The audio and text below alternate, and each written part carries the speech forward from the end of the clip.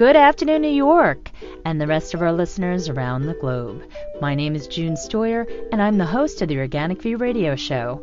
Our podcast is available on iTunes, Zune, and all major podcast providers. So if you can't catch the show live, you can download it or simply use our free podcast player, which is available on our website at www.theorganicview.com.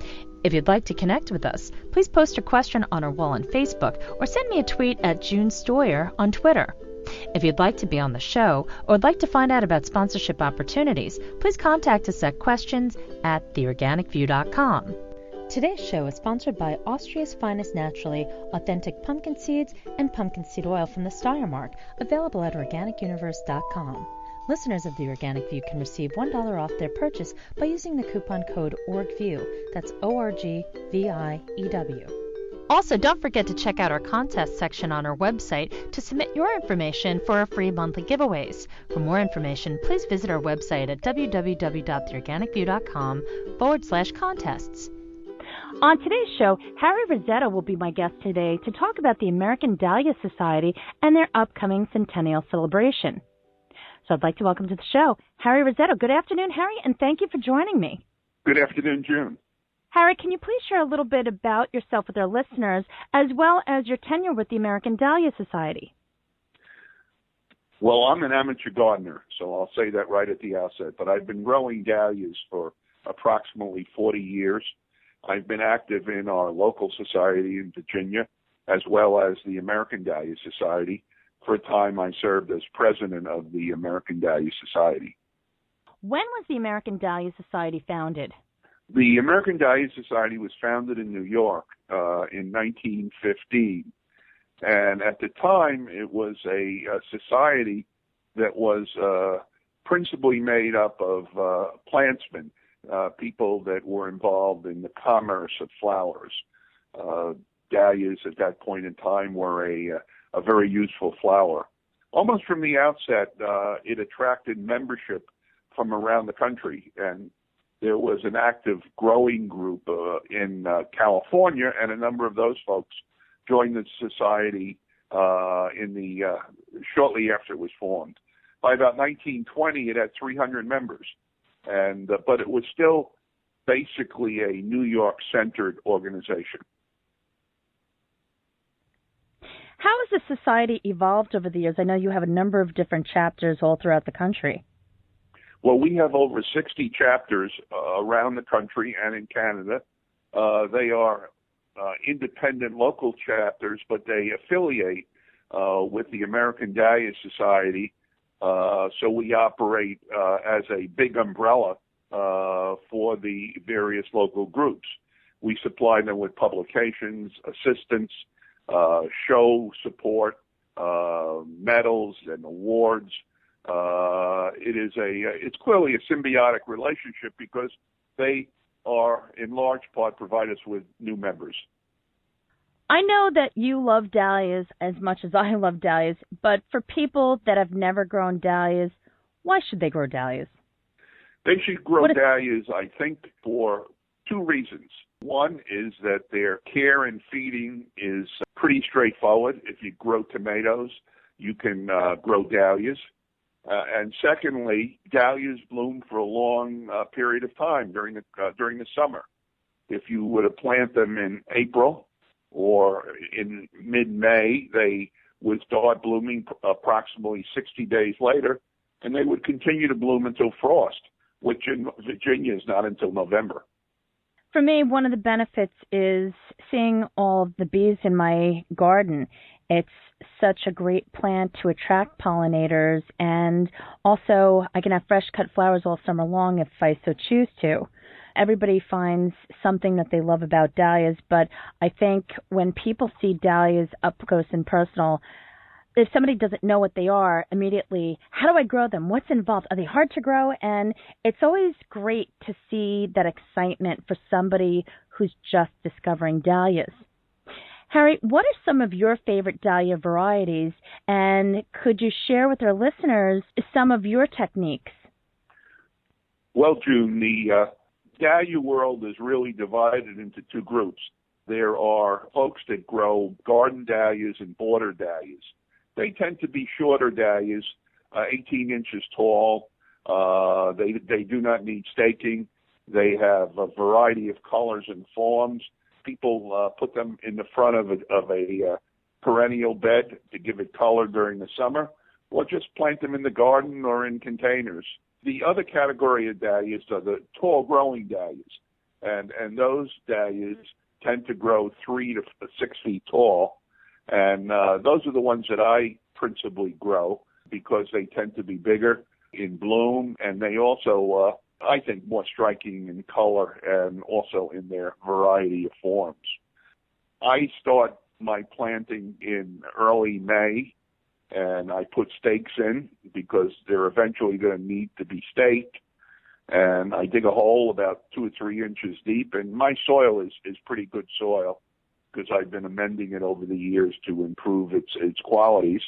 And I put the tuber or a plant, the dahlia plant that I have, into the hole with the growing tip pointing up about 2 to 3 inches from the ground level, and I cover the tuber, and I really try to let the growing tip be just above the ground. From there on, several weeks go by while the plant tuber begins to develop additional roots, and the shoot will grow longer. And when the shoot is about 18 inches tall, I typically tie the shoot to the stake.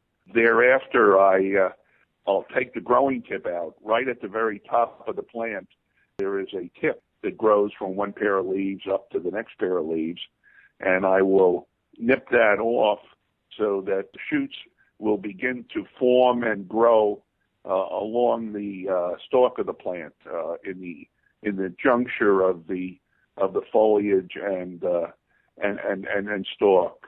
So that gives me a well balanced plant, because the flower shoots that are coming up right up the stalk of the flower, rather than simply growing at the outset on the top of the stalk. I use some fertilizer. I know there are all sorts of fertilizers that people use.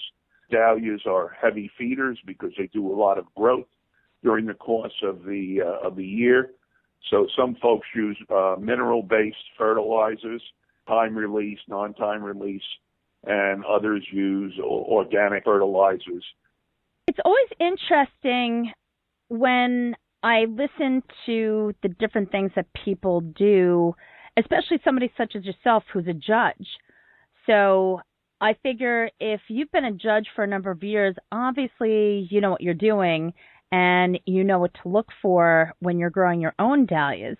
So I just try to listen, I try to take notes, and kind of come up with my own strategy as far as growing dahlias that are worthy of competition. And speaking of competition, could you talk about the upcoming Centennial and some of the categories in which people can compete? Sure. This September in Hofstra University in Long Island, the American Dahlia Society and the Mid-Island Dahlia Society is hosting what we call each year our national show. And folks from the region and outside the region will bring flowers to the show, and others will attend simply to see what is being exhibited and to meet old friends and make new friends at the show. There are a whole variety of classes. For someone who's not competed before, there are novice classes in which you can bring a dahlia. It would be helpful that if you knew the name of the dahlia you were bringing, and also try to have some length of stem with the dahlia as well as the bloom. Ideally, if the stem were 18 inches tall, that would make it a stronger exhibit. It's fun, whether you win ribbons or don't win ribbons at a show. Joining in the competition is energizing and leads to a nice day. The judging is very gentle, particularly in the novice class. What are some of the areas of competition that are being offered at the Centennial that are not typically offered in, I guess, the average annual competition? Well, it's generally, June, the size of the exhibition. There will be a lot more blooms at this particular show. There are a small number of particular competitions that are unique to a national show.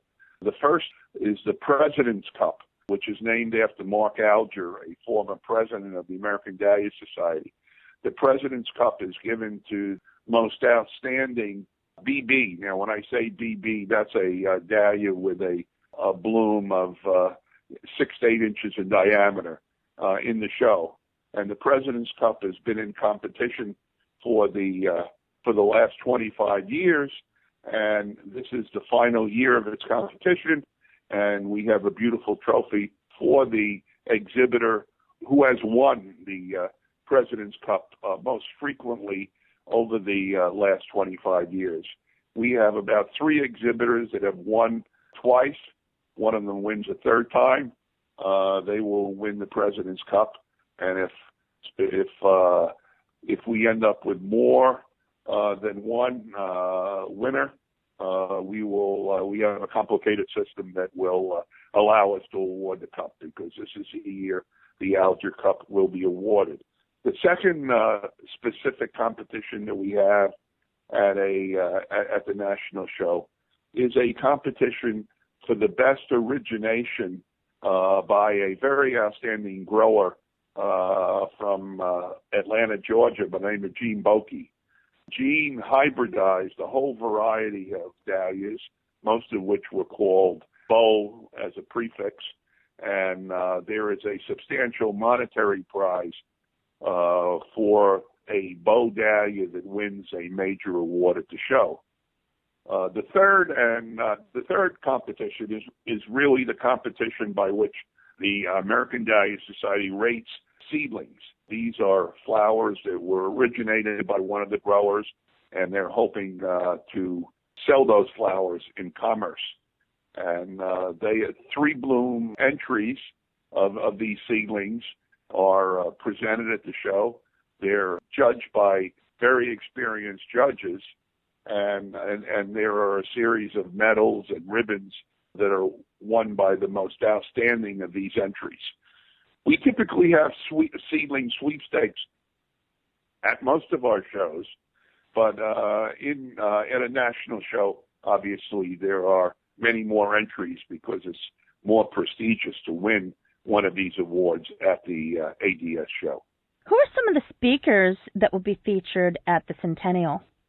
In honor of this Centennial, we plan to have a special symposium on Saturday afternoon, and it's going to be at the Long Island Marriott, which is about a mile away from the Hofstra University show site.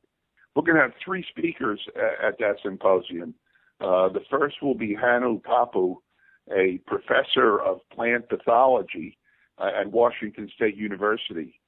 He's been working on dahlia virus for more than a decade, and he's going to talk about the research that they've done at Washington State University and the approaches they're taking to control virus. That particular presentation is more or less for the serious dahlia grower. The second presentation will be by Keith Hammond. Keith is from New Zealand. He's an outstanding dahlia grower. He has hybridized and introduced a great number of dahlias, but more importantly, he travels the world and talks and thinks about what is the future of the dahlia, what is going to happen to our flower over the next 10 or 15 years. And because of his experience and his skill, he has a great number of insights. Keith has been recognized by the Royal Horticultural Society with the highest award that they give for non-English plantsmen. The third speaker is an outstanding raconteur and storyteller, Alan Armitage. Alan is not particularly a dahlia expert. He founded the trial gardens at Georgia State University. He has written a great number of books. He speaks widely all over the country, and he's going to really talk about gardening.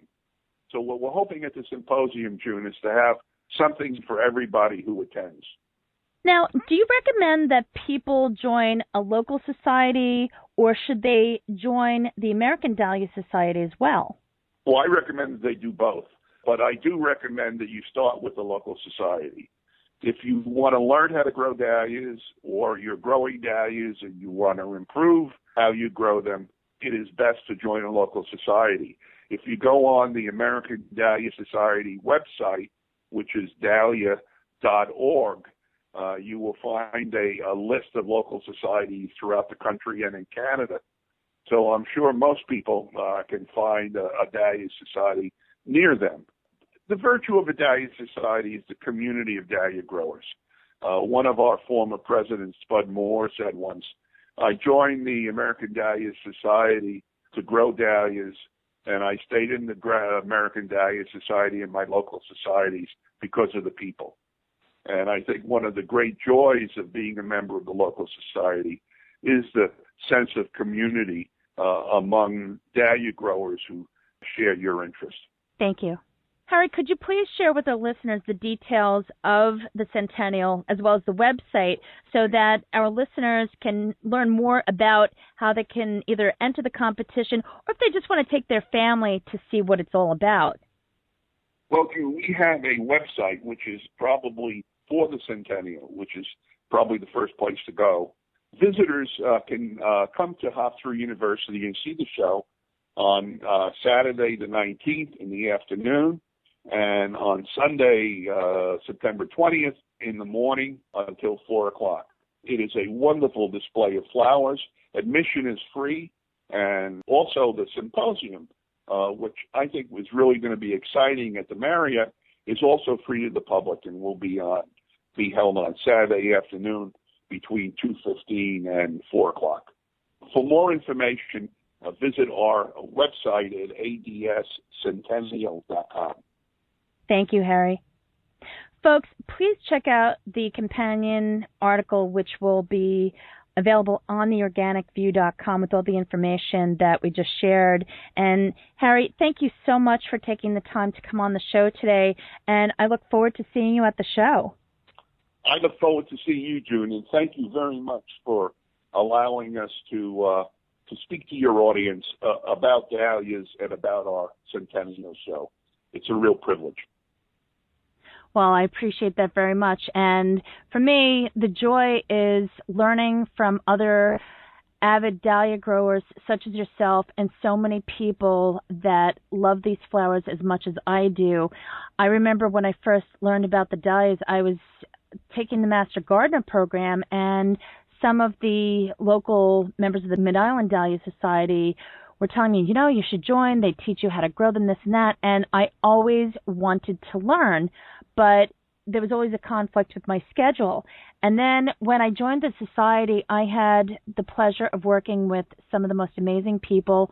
One is Mr. Bob Reed, who's a former, or he still is a judge, but he's been judging, I think, for 30 some odd years. And it was interesting. When I began, I used to think that the dahlias that they wanted to compost were just too beautiful to throw away, and I would make these bouquets. And then after working with Bob for an entire growing season, I learned what the judges look for, and I perfected my own knowledge, if you will, and I formulated my own opinion as far as what is a perfect dahlia. And I think all flowers are beautiful, but when you do grow a dahlia that is competition worthy, it really is something to be proud about. So, folks, by all means, if you can, visit the Centennial with your family. It's a great opportunity to get the kids involved as well, or even just to spend the day learning from so many other people. Thank you so much for tuning in. This has been June Stoyer with the Organic View Radio Show. Have a great afternoon, everyone.